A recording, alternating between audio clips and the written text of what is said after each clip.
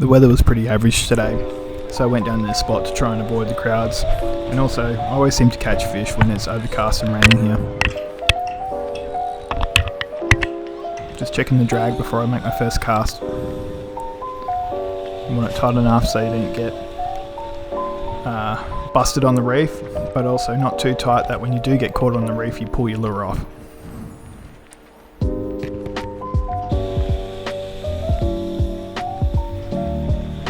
There's a lot of shallow reef here and the tide isn't that high, so I'm not letting the lures sink at all.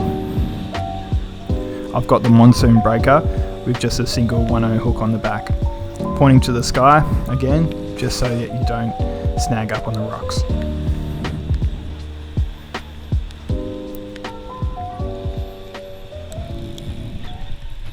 Oh, yes. Hit literally 2 to 3 meters from the shore.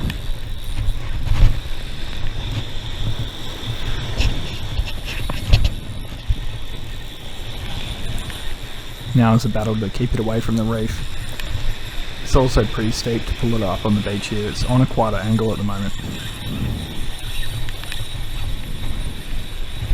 It's given a bit of stick, so I knew it was a salmon straight away after the last one I caught a few weeks ago.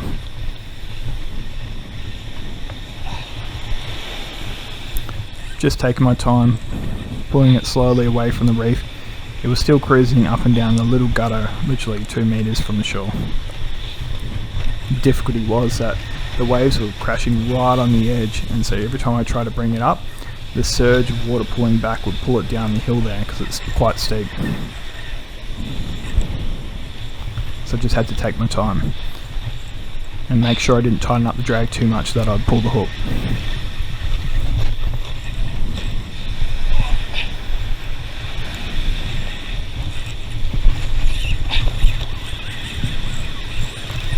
Yeah, the surge just took it back out.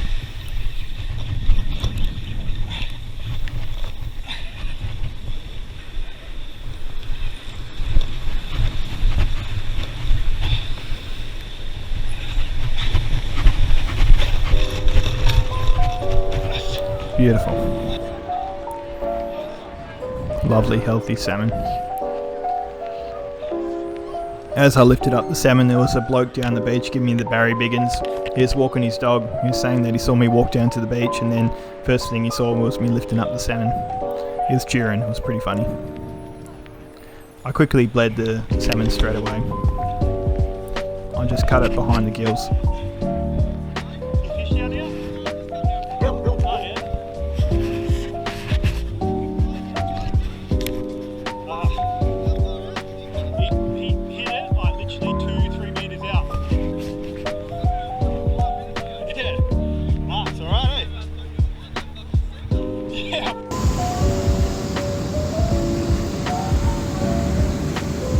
After bleeding the salmon, I'll take it for a bit of a dip and wash all the blood off.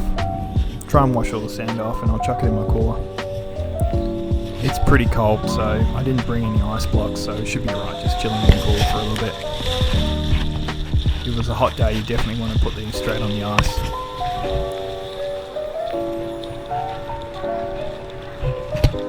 If the fillets get full of blood, they're pretty average, so you want to bleed them out and cut off all the red meat. I was down here with Dennis, one of the local anglers here. He was casting out unweighted pillies on a gang hook and absolutely murdering it. I think he caught about 4 or 5 tailor in about 20 minutes. Bloody legend. Yes, there you go, you got your breakfast, mate. He released most of them and just kept one for breakfast.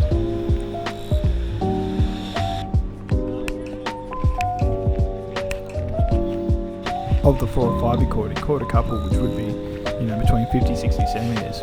Good size. So if I hadn't already caught a salmon, I'd be over there stealing out of your bucket.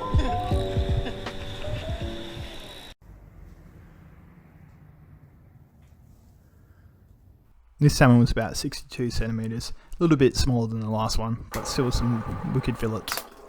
I was going to wet brine this one, so I put it in a brine of black pepper, salt, brown sugar, garlic powder and some fennel seeds, and I've made this mix which just went past for about 1 litre. So you just do what I put up on screen there per litre. 1 litre is fine for these, like one fish. So I put a little bit of the concentrated amount there, where I've just put in hot water to melt up the salt and sugar and whatnot, and then I add on cold water. It was still pretty warm, and you want to make sure you put the fillets into it cold, so I chucked a few blocks of ice in there to cool down the brine as well. I then spent a bit of time cutting all the red meat off the fillets. This is the most important step. That red meat tastes pretty average, but the white flesh is fantastic. The red meat is either the bloodline or the fast twitch muscle fibre, so you want to make sure you get rid of it. It's worth spending a bit of time doing this.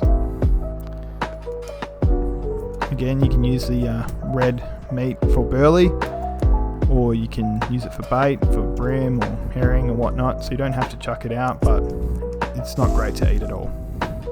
So I put it in the brine mix here, and then I'll chuck that in the fridge for about 6 hours.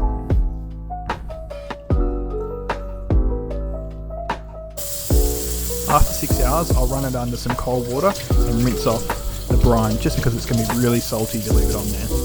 A lot of that salt, sugar and whatnot's going to be infused into the fillets as well. So I put it on a wire rack with some paper towel underneath to allow it to drip off all the moisture. I'll pat it down with some paper towels and chuck it in the fridge for a couple of hours to dry out. I'll then chuck it on a smoker. So this is one of the Bunnings smokers, so I've just put in a few coals, used a bit of applewood and smoked it for about 40 minutes on about 110 Celsius. What I'm going to do with the smoked fish is put into a quiche. So I'm chopping up some asparagus here for the quiche. Then I'm going to really thinly slice some tomato. I do it really thin because I'm going to put this on top of the quiche, more as a garnish so it looks kind of good as well. I'm then going to slice up some red onion, and I'm going to saute that in a little bit of olive oil to make it nice and soft. And put a bit of salt and garlic on that as well. Then some dill. So I've only got this much dill, so you could probably double the dill there. I'll then put probably 6 eggs. These are pretty small eggs, so 5 or 6 eggs is fine.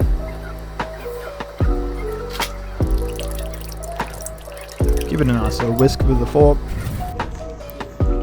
Chuck in some shredded cheese, about a handful. And I'll grab 2 of those fillets and just break them up by hand. You can have big chunks in there, so it doesn't matter too much.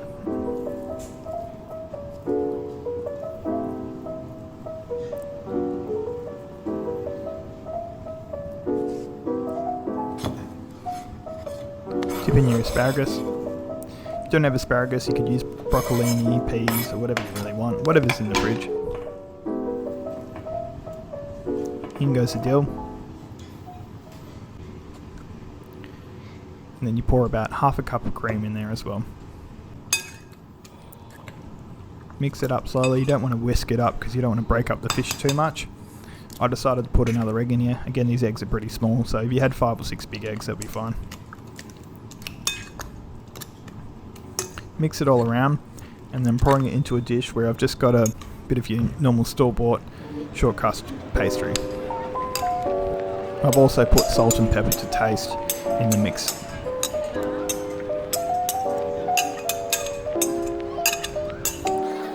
I'll then put my thinly sliced tomatoes around to make it look nice.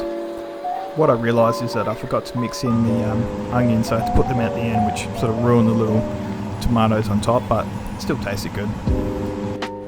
Bake that for about 30 minutes. It was bloody beautiful. One of the best quiches I've ever had. I ate it for lunch for the week. For more salmon, tailor and Perth Metro videos, please subscribe. Feel free to ask any questions in the comment section.